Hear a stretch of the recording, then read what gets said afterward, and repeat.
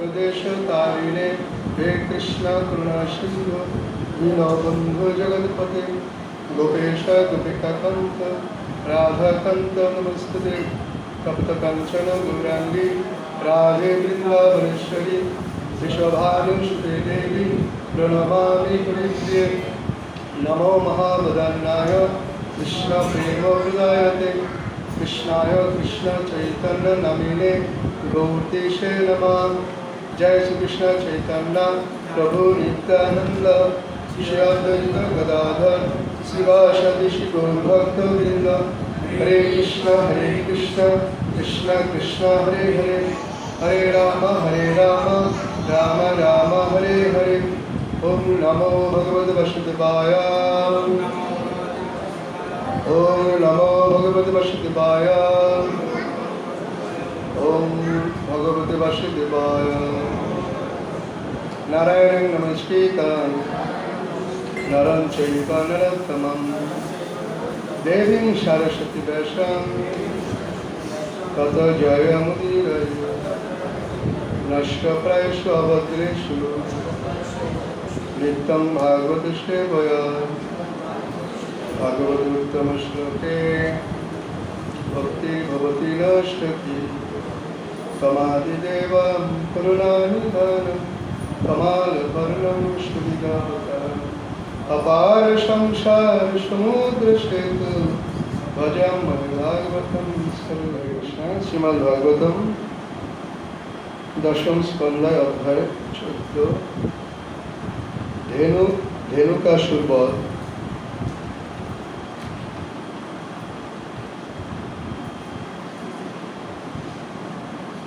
श्लोक 5 সবাই বলুন অহ ওমি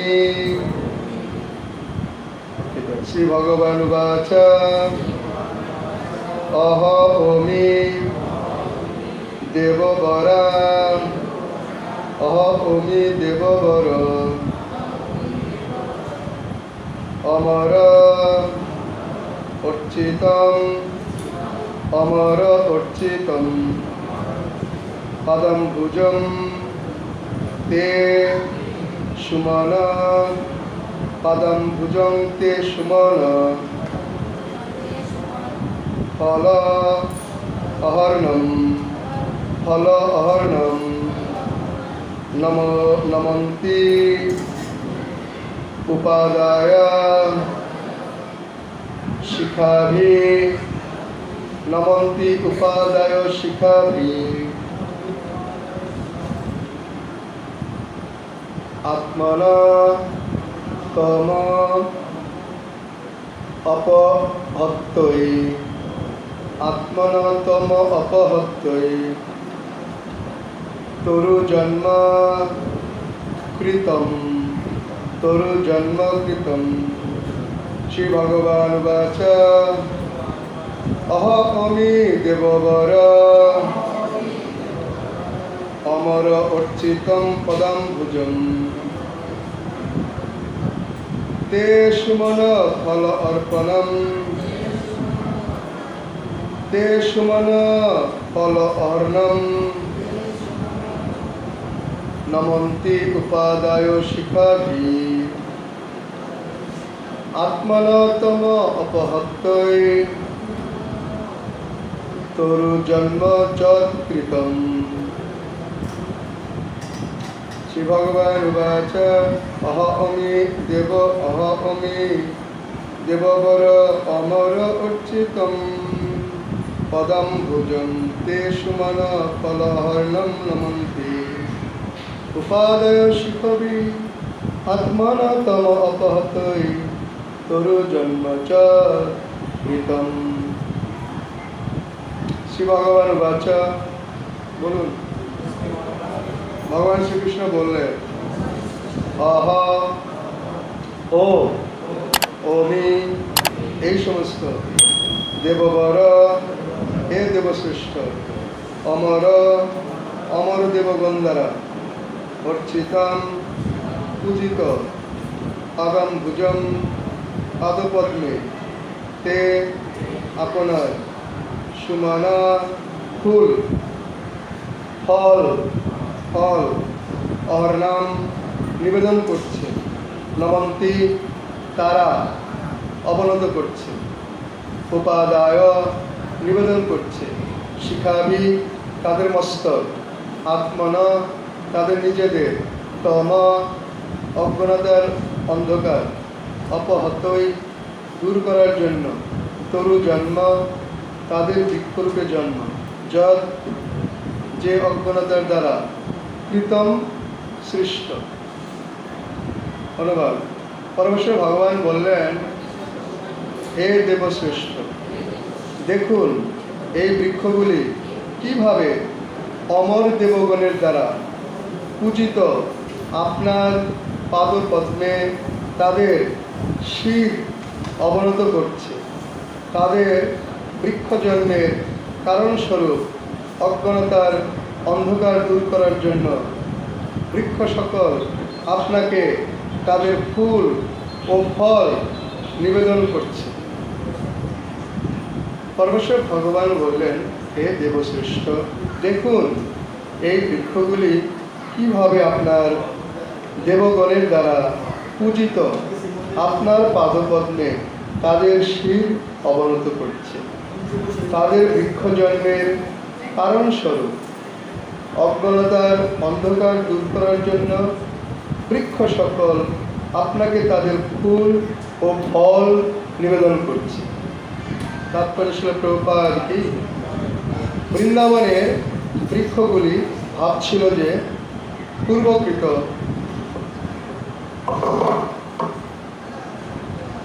অপরাধের ফলে তারা এখন বৃক্ষরূপে জন্মগ্রহণ করেছে এবং স্থাবর হওয়ার ফলে সমগ্র বৃন্দাবন জুড়ে পরিভ্রমণে তারা ভগবান শ্রীকৃষ্ণের সঙ্গী হতে পারছে না। প্রকৃতপক্ষে বৃক্ষ ও গাভীসহ বৃন্দাবনের সমস্ত প্রাণী ছিল মহাত্মা, যারা পরমেশ্বর ভগবানের সঙ্গে ব্যক্তিগতভাবে সঙ্গলাভ করতে পারতেন, কিন্তু বিরহের ভাববেশজনিত কারণে বৃক্ষগণ নিজেদের অজ্ঞান বিবেচনা করতেন, আর তাই শ্রীকৃষ্ণ ও বলরামের পাদপদ্মে অবনত হয়ে নিজেদের শুদ্ধ করার প্রয়াস করতেন। তাদের মনোভাব বুঝতে পেরে শ্রীকৃষ্ণ যুগপৎভাবে তাদের দিকে সস্নেহে দৃষ্টিপাত করতেন এবং তার জ্যেষ্ঠ ভ্রাতা বলরামের কাছে তাদের ভক্তির প্রশংসা করতেন।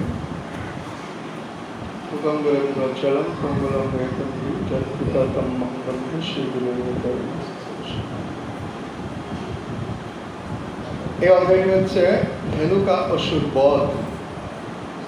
এখানে বৃন্দাবনের শোভা বর্ণনা করছে। সরোবর, বৃক্ষরাজি, পশু পাখি কলরব এবং বংশীধ্বনি এবং ফুলে ফলে সুশোভিত অপ্রাকৃত চিন্ময় ধাম ব্যাখ্যা করা হয়েছে। সেখানে বৃক্ষগুলো রয়েছে, তারা মাথা অবনত করে ফুল এবং ফলের দ্বারা ভগবানের সেবা করার প্রয়াস করছেন এবং দুঃখ করছেন, হায় রে আমরা বৃক্ষ হয়েছি, স্থাবর, আমরা চলতে পারি না, ভগবান যেখানে যেখানে যাচ্ছে আমরা তাদের সঙ্গে যেতে পারছি না। ক্ষেপ করছে, আক্ষেপ করছে। কৃষ্ণ মনের কথা সঙ্গে বুঝেন যে বৃক্ষগুলি এইভাবে আমার ভক্তির আমার কথা স্মরণ করছেন, বলরামের কাছে ব্যক্ত করছেন, দেখো দেখো কি ভক্তি এই বৃন্দাবনের বৃক্ষগুলির। তারাও দুঃখ করছে, আমি গোবিন্দের সঙ্গে ঘুরতে পারছি না, বেড়াতে পারছি না, কিন্তু গোবিন্দ সেবার জন্য ফল ফুল নিবেদন করছেন। বৃক্ষগুলি এভাবে ভগবানের সেবায় যুক্ত হয়েছে। তা আমরা কত ভাগ্যবান যে আমরা চলতে পারি, সচল আমরা আত্মাটা পেয়েছি, আমাদের দেহটা এটা আমরা চলাচল করতে পারি। বৃক্ষরা চলতে পারে না। বৃক্ষ, বৃন্দাবনের বৃক্ষের কথা আলাদা, তার সবই চিন্ময়। এই জগতে যারা বৃক্ষ হয়েছেন, শাস্ত্রে বলা হয়েছে যারা অত্যন্ত অলস, যারা অত্যন্ত ঘুম পারে, অলস, নড়াচড়া কম করে, ওরাকে দেখবেন সেবা করতে চায় না, ঘুম পারে, মানে বসে থাকে, মানে বিছানার খাইয়ে দাও, এরকম নড়াচড়া কম করতে পারে। পরবর্তীতে তারা বৃক্ষ হয়ে জন্মগ্রহণ করে, যেখানে তারা চলতে পারে না, ঝড় বৃষ্টি তাদেরকে সহ্য করতে হয়। কেননা তারা যখন মনুষ্য দেহ পেয়েছিল তারা অলস ছিল, কারণ অলসরা পরবর্তীতে বৃক্ষ হবে। তাহলে কি আমরা অলস হতে চাই, বৃক্ষ হতে চাই? তাই আমাদের ভোরে ঘুম করতে হবে, মঙ্গলারতি করতে হবে, জপ করতে হবে, নগর সংকীর্তন। আজকে সারাদিন আমরা দেখুন, আজকের দিনটার মধ্যে যদি প্রতিদিন কাটানো যেত, এটাই কিন্তু হওয়া উচিত।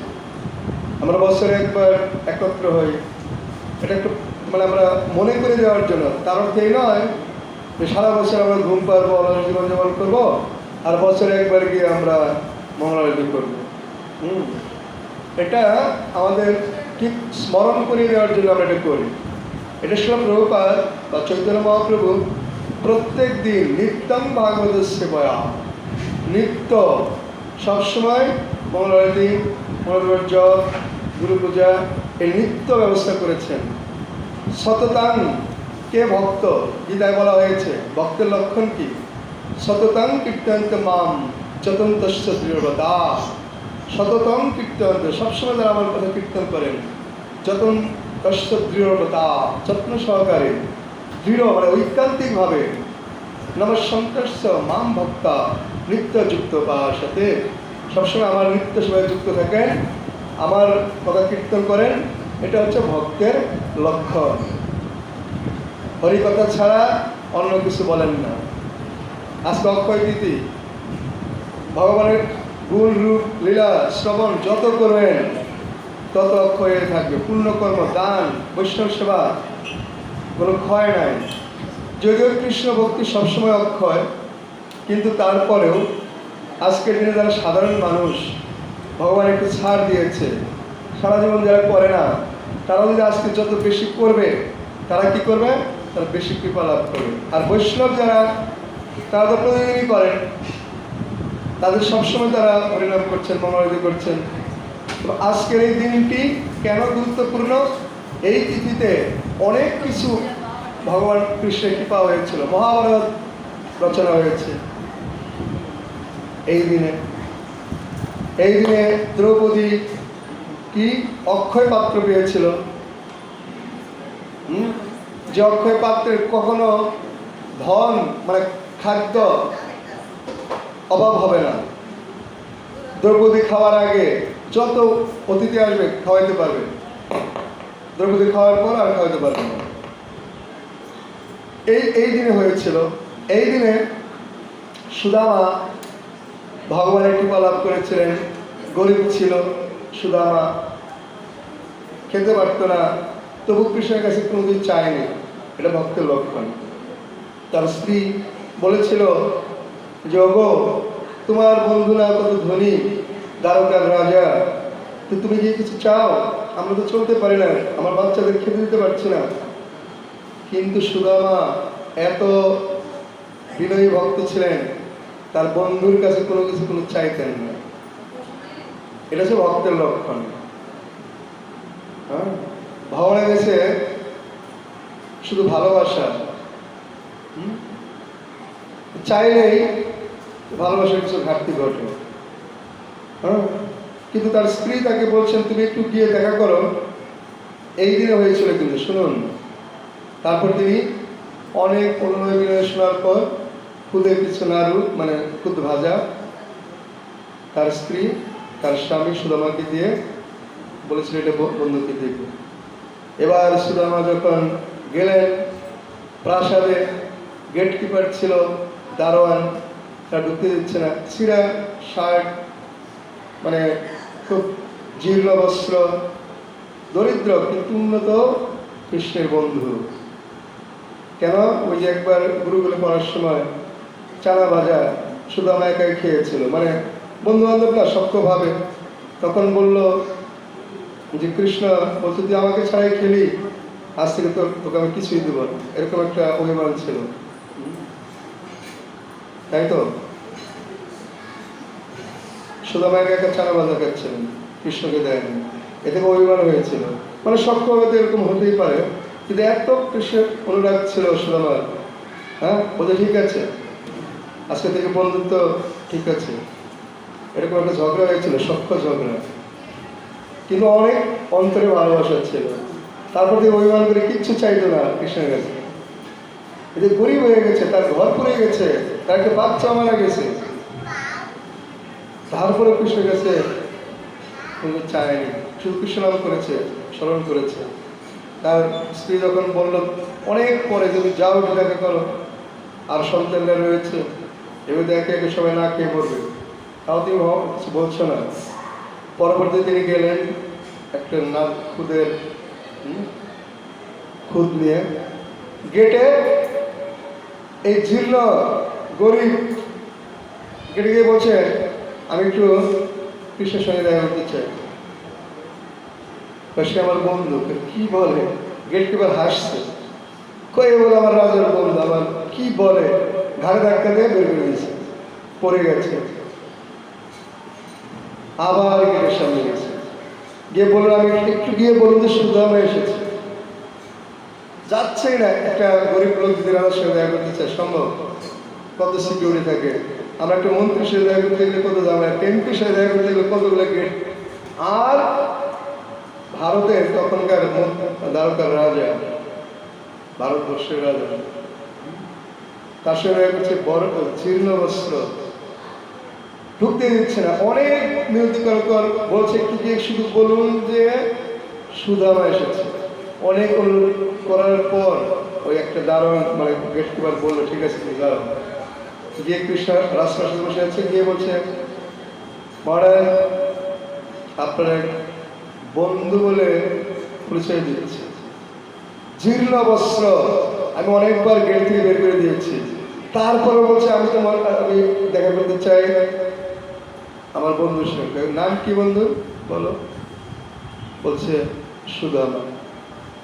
যখন বলছে সুদামা, প্রাসাদ থেকে রাজ সিংহাসন থেকে নেমে দৌড়িয়ে নিজে গিয়ে সুদামাকে জড়িয়ে ধরেছে,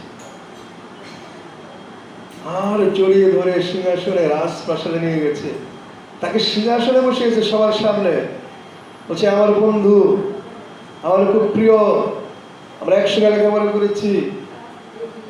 আর শুধু আমার কান্না করছে, জড়িয়ে ধরে তাকে সিংহাসনে বসে নিজে চরণ ধুয়ে দিচ্ছে। দেখেছেন কিভাবে বন্ধুকে সেবা করতে হয়? কৃষ্ণ তখন গৃহস্থ ছিলেন, মহারাজ বৈষ্ণবকে কিভাবে সেবা করতে হয় শিক্ষা দিয়েছেন, নিজে চরণ ধুয়ে দিচ্ছেন। শুধু কি তাই, নিজের খাটে শুইতে দিয়েছেন। কৃষ্ণ যেটাই ঘুমায় আপনারা দিবেন? দেখেন ভগবান ভক্তের কত ভালোবাসে, কারণ গীতায় বলা হয়েছে ভক্ত মা অভিযান, ভক্ত আমার সবচেয়ে প্রিয়। হ্যাঁ, নিজের সিংহাসন, নিজের খাট, নিজে পা ধুয়ে দিচ্ছেন, একসঙ্গে খেতে বসেছেন, স্ত্রীদের বলেছেন তাড়াতাড়ি ভালো ভালো খাওয়া নিয়ে এসো, আমার বন্ধু এসেছে, ভালো কাপড় দিয়েছেন, সিংহাসন মানে রাজবেশ পরিয়েছেন, এত সেবা এত খাওয়িয়েছেন। কিন্তু শুধুমাত্র এত আরাম খাটে ঘুম আসছে না। তোমরা দেখেছো হয়তো, থাকে গরিব কাঠের খাটে, মানে তার ঘুম আসছে না, সে পরে নিচে গিয়ে ঘুমিয়েছে, এরকম অনেক কাহিনী রয়েছে। তারপরে কি করেছে, নিজের স্ত্রী দ্বারকার যারা 8 জন মহিষী, 1000 কতজন, 1108 জন, 16,108 জন মহিষী, এগুলো তারা সেবা দিচ্ছে। শুধু অন্য দারিদ্রসী না, নিজের স্ত্রীদের দ্বারা রান্না করে বন্ধুকে খাওয়াচ্ছে। কিরকম ভালোবাসা দেখেছ ভক্তকে? আমরা ভক্ত হতে পারলে কত আনন্দ হবে, তাই না? ভগবান শিক্ষা দিচ্ছেন, অনেক সেবা দিয়েছেন, অনেক কথা হয়েছে, কিন্তু ওই যে একটু খুদ নিয়ে এসেছে, দিতেও পারছে না, লজ্জা না, এ তো মানে কি রাজভোগ, কৃষ্ণ কি দিবে, কৃষ্ণ তো সব জানে, কয় দেখি দেখি দেখি, এই পটলা আমাদের কি দেখি দেখি দেখি কি খুলে দেয় কি খুদের নাড়ু। হ্যাঁ, কদিন ধরে খাই না খুদের নাড়ু। হ্যাঁ, দাও দাও দাও দাও দাও। হ্যাঁ, কপ কপ করে খাচ্ছে, আর কি আনন্দ। নিশ্চয়ই বৌদি করেছে। হ্যাঁ, পাঠিয়েছে, আমি তো তোমাকে দিতে সাহস করিনি। তোমার রাজভোগ এই খুদের নাড়ু। কি বলছিস, কি আনন্দ, কি স্বাদ। হ্যাঁ, খাচ্ছে। আর এদিকে তো বলে দিয়েছিল, বন্ধু একটু বইলো, আমাদের তো অবস্থা খারাপ, ঘর দিয়ে জল পড়ে, হ্যাঁ, ঠিক মতো বাচ্চারা না খেয়ে থাকে, এটা বইলো। এই কথা আর বলতে পারছে না। মানে এত বন্ধুত্ব, ভালোবাসা, চাইলেই তো স্বার্থপরতা চলে আসে। হ্যাঁ, যেখানে চাওয়া সেখানে প্রেম হবে না। চাওয়ার মধ্যে প্রেম থাকে না, ভালোবাসার মধ্যে নিঃস্বার্থ। এত ভালোবাসা, কিন্তু বলতে পারছে না যে আমাকে গরিব, তুমি রাজা, কিচ্ছু বলতে পারছে না। খাওয়া দাওয়া করে সুন্দর করে শুধু আমাকে এখন চলে যাবে, এসে গেছে, বিদায় নিয়ে দুজনে কান্না করছে। স্ত্রীটা কথাটা বলতে পারলো না, একেবারে রথে করে শুধু আমাকে পাঠিয়ে দিচ্ছে, তুমি যাও। আর এদিকে বলতে পারে নাই, মনে মনে ভাবছে, হায় রে, আমাকে গেলেই তো ধরবে, আমার স্ত্রী বলবে কই, কি, এই চিন্তা করে করে সেই ইয়ে করে ঘোড়ার গাড়িতে করে যাচ্ছে। কি বাড়ির সামনে গিয়ে কি ব্যাপার, রাস্তাঘাট চিনছি না কেন, আমার রাস্তা কাঁচা ছিল, রাস্তা পাকা দেখছি কেন, তারপর কি আমার বাড়ি কই গেল, এখানে একটা প্রাসাদ দেখছি, তার স্ত্রী একেবারে রাজরানী হয়ে বাচ্চারা রাজপুত্র দাঁড়িয়ে আছে। কি ব্যাপার, কি করে সম্ভব, আমার পুরান স্ত্রী কেউ চিনতে পারছে না, পরে সামনে গিয়ে চিনেছে। আরে বাচ্চাগুলো বলছে, কি ব্যাপার, এই অবস্থা। বলছে, তুমি যখন ওখানে ছিলে খুব তাড়াতাড়ি করে অনেক সৈন্য টৈন্য গিয়ে আমাদের বাড়ি সব করে দিয়ে গেছে, তুমি কি কৃষ্ণকে বলছিলে নাকি? তো আমি তো কিছুই বলি না। হ্যাঁ, দেখুন, অন্তর্যামী ভগবান অনেক চাইতে হয় না, মনের কথা সব জানে। হ্যাঁ, ভগবান বলেছেন, সুহৃদম সর্বদেহিনাম, আমি সকলের শরীর হৃদয় অবস্থান করি, পরমাত্মা রূপে। সকলে কি চিন্তা করছে সব আমি বুঝতে পারছি, কার কি মনোভাব সব পরমাত্মা রূপে বুঝে, তিনি দেখতে পারেন, সব বুঝতে পারেন। সেই মনোভাব অনুযায়ী ভগবান তার মনের কথা বুঝতে পারেন। যারা সত্যবাদী তার মনের কথা, যারা আদর্শ ভক্ত মনের কথা ভগবান সব জানেন, কখন কি করতে হবে সব জানেন। যুধিষ্ঠির সত্যবাদী ছিল, ভগবান সবসময় তার মনের কথা সবসময় তাকে সাপোর্ট দিয়েছে। পঞ্চপাণ্ডবকে এই দিনে হয়েছে, আজকের দিনে ভগবানের তার ভক্তকে কৃপা করেছিলেন, না চাইতেই বিল্ডিং প্রাসাদ বানিয়ে দিয়েছিলেন। হ্যাঁ, কিচ্ছু চায়নি, কিন্তু শুধু সেবা করেছেন। তাই এটা হচ্ছে ভক্তি, শুধু ভগবানের সেবা করে যাওয়া। আর ভগবান জানেন ভক্তের কখন কি দিতে হবে। এটা অক্ষয় পাত্র। তারপর এই দিনে রথের নির্মাণ কাজ আজকে থেকে শুরু হচ্ছে। পুরীতে যে রথ, এই অক্ষয় দিন থেকে শুরু হয়, নির্মাণ কাজ চলছে আজকে থেকে। চন্দন যাত্রা আজকে থেকে। চন্দন যাত্রা কি করে হলো? এই দিনে হয়েছিল। পুরীর রাজা ইন্দ্রদম্নু, জগন্নাথ তাকে স্বপ্ন দেখালো যে আমার খুব গরম লাগছে, তুমি তাড়াতাড়ি মলয় পর্বত থেকে চন্দন নিয়ে আসো। বৈশাখ মাসে খুব গরম না?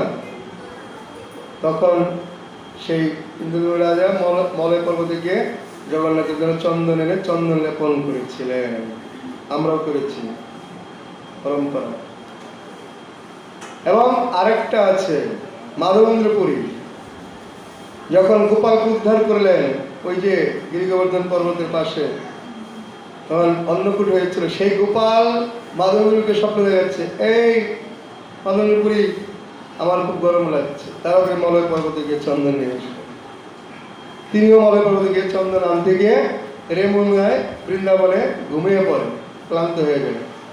তখন স্বপ্ন দেখায় ক্ষীরচোরা গোপীনাথ বৃন্দাবনে রয়েছে। তিনি বলেন যে তুমি আর কি যাবে কষ্ট করে, গোপাল আর গোপীনাথ তো একই, তুমি আমার এখানে চন্দন লেপন করো বৃন্দাবন। সেখানে তিনি চন্দন লেপন করেন। এভাবে এই দিনে হয়েছিল। তখন থেকে আমাদের চন্দন যাত্রা।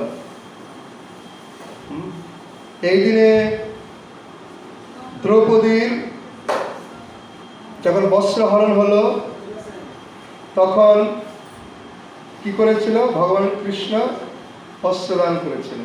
কেন? ওই যখন শিশুপাল মানে ভগবানকে রাজা করবে, শিশুপাল বাধা দিয়েছিল। কেন ভগবান রাজা হবে? এক সময় অপরাধ ক্ষমা করেছিল। যখন রাজ্যাভিষেক হবে কৃষ্ণের, তখন শিশুপাল বাধা দিয়েছিল কৃষ্ণ কেন রাজা হবে। তখন তার 100 অপরাধের মধ্যে লাস্ট অপরাধ যখন করলো, তখন সুদর্শন চক্রকে আহ্বান করে শিশুপালের গলা ছেদন করলেন। আর তখন চক্র যখন ঘুরছিল, কৃষ্ণ অঙ্গুলি থেকে একটু রক্ত ঝরছিল। আর দ্রৌপদী কি করেছিলেন? নিজের নতুন বস্ত্র ছিঁড়ে তার অঙ্গুলিকে রক্তকে বন্ধ করেছিলেন। আমরা কি নিজের বস্ত্র ছিঁড়ব? ভগবানের সেবায় কি আমরা এটা করি? যে না, নিজের যা আছে, আমি যা খাওয়াটাও পাই, পুরাণ এগুলো দিয়ে আমি ভগবানের সেবা করি। হ্যাঁ? আর দ্রৌপদী নিজের বস্ত্র ছিঁড়ে ফেললেন নতুন, আর সেটা কৃষ্ণ খুব খুশি হয়েছিলেন। নিজের আপন সবচেয়ে প্রিয় জিনিস দিয়ে ভগবানের সেবা করতে হয়। হ্যাঁ, নিজের সবচেয়ে প্রিয় জিনিস কি? আমাদের দেহ এবং আত্মা, কায় মন বাক্য। কায় মানে কি? হ্যাঁ, কায় মানে দেহ, মন মন, বাক্য মানে কথা। ত্রিদণ্ডী সন্ন্যাসী। ত্রিদণ্ডী মানে কি? তিনটা, কায় মন বাক্য। ত্রিদণ্ডী সন্ন্যাসী বলে। আমাদেরও কায় মানে দেহ, মন আর বাক্য, এই দিয়ে ভগবানের সেবা করতে হবে। সবচেয়ে প্রিয় আমাদের দেহ, মন, বাক্য, এটা দিয়ে ভগবানের সেবা করতে হবে। এটাকে বলে সন্ন্যাসী। তাই দ্রৌপদী নিজের যে বস্ত্র প্রিয়, এটাকে ছেড়ে দিল। তার জন্য তিনি রাজসভায় দ্রৌপদীর বস্ত্রদানের সময় ভগবান এত বস্ত্র দান করলেন। কেন? দ্রৌপদীর ভক্তির তুষ্ট হয়ে। আত্মেন্দ্র করে নাই, আমার শাড়িটি ছেড়ে যাবে, হ্যাঁ, আমি আবার কি করবো এই চিন্তা করে নাই, কৃষ্ণের প্রীতির চিন্তা করছেন। কৃষ্ণ কষ্ট পেয়েছে, তাই সব দিয়ে দিয়েছে। এখানে শাস্ত্রে বলা হয়েছে আত্মেন্দ্র প্রীতি বাঞ্ছা, তারে বলে কাম। কৃষ্ণ ইন্দ্র প্রীতি বাঞ্ছা, তারে বলে প্রেম। কৃষ্ণ কিভাবে সুখী হবে, তিনি কিভাবে আনন্দ পাবে, সেভাবে সেবা করা হচ্ছে প্রেম। তাই করেছিল। হরে কৃষ্ণ। আমাদের আরো অনেক মাহাত্ম্য রয়েছে। এই দান করতে হয়, এই মাসে অক্ষয় হয়ে থাকবে। দান, অন্নদান, বস্ত্রদান, সবচেয়ে বড় দান হচ্ছে আমাদের ভগবানের জ্ঞান দান, শ্রীমদ্ ভগবদ গীতা দান। গীতা হচ্ছে ভগবানের জ্ঞান, এইটাকে দান করা হচ্ছে ভরিদা জানা, সবচেয়ে প্রিয় জ্ঞান দান। আমি আপনাকে বিস্কুট দিলাম, 1 বছর চাল দিলাম, খাওয়ার পর আবার অভাব আসবে। আর জ্ঞান দান করেন, গীতা দান করেন, ভালো বুঝতে পারবেন যে ভগবানকে কি করলে আমাদের মঙ্গল হবে। তাই গীতায় বলা হয়েছে যা ইদম পরম গুচ্ছম মদ ভক্তি সুবিধাসতি ভক্তিময়ী পরাকৃতা মামে বৈশ্বত্য অসংশয়। জয় ইদম পরম গুচ্ছম, যেই গুচ্ছ জ্ঞান মানে কি গীতার জ্ঞান অন্যকে দান করে পরাভক্তি লাভ করেন, পরাভক্তি লাভ করে মামে বৈশ্বত্য সংশয়, তিনি আমার কাছে ফিরে আসে, কোনো সংশয় নাই, সন্দেহ নেই। তাই গীতা দান, ভগবানের বাণী প্রচার করা, দান করা, এটা গুরুত্বপূর্ণ। অন্নদান, বিশেষ করে বৈষ্ণব সেবা, বৈষ্ণবদের অন্নদান করা, বস্ত্র দান করা। কেন বৈষ্ণব দান করতে হবে? ভগবানের প্রিয়, তাই ভগবান খুব খুশি হয়। তাই এই দিনে বেশি বেশি দান করবেন, বৈষ্ণব সেবা প্রদান করবেন। আজকে অনেকেই দান করেছে, বৈষ্ণব সেবা হবে, তাদের সেবার জন্য অন্ন চাল অন্য সবজি টবজি দান করেছেন, ভগবানকে অর্পণ হবে। তারপর গীতা দান করতে পারেন, আমাদের এখানে গীতা আছে, গীতা নিয়ে ভক্তকে দান করতে পারেন, তাহলে ভগবান খুশি হবেন। আর সবচেয়ে হচ্ছে বেশি বেশি জপ করা, সবচেয়ে গুরুত্বপূর্ণ কাজ হচ্ছে ভগবানের এই দিনে যত জপ করবেন তত এটা আর কোনো ক্ষয় নাই, অক্ষয়।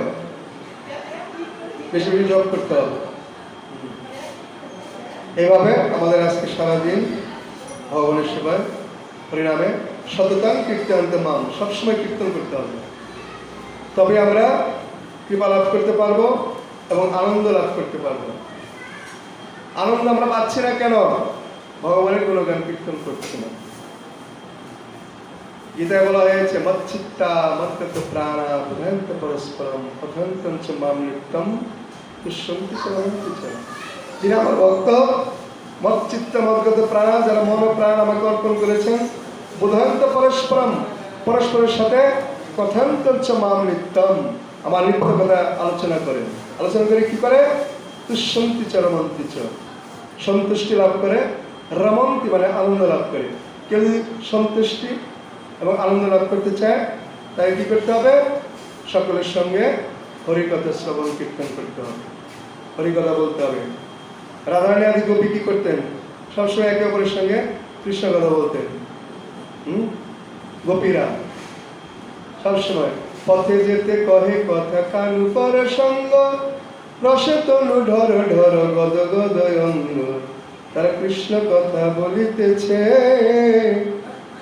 পরস্পর মিলে মিশে কৃষ্ণ কথা বলিতেছে। কানু পরসঙ্গ, পরসঙ্গ মানে কানু প্রসঙ্গে কথা বলছেন।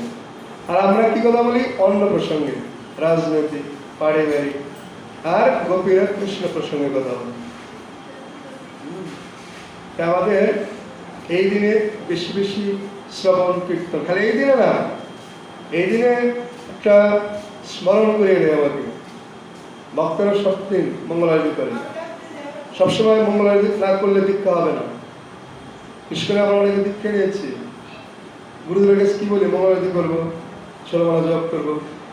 এটা হলো প্রতিদিনের, নিত্যম করতে হবে।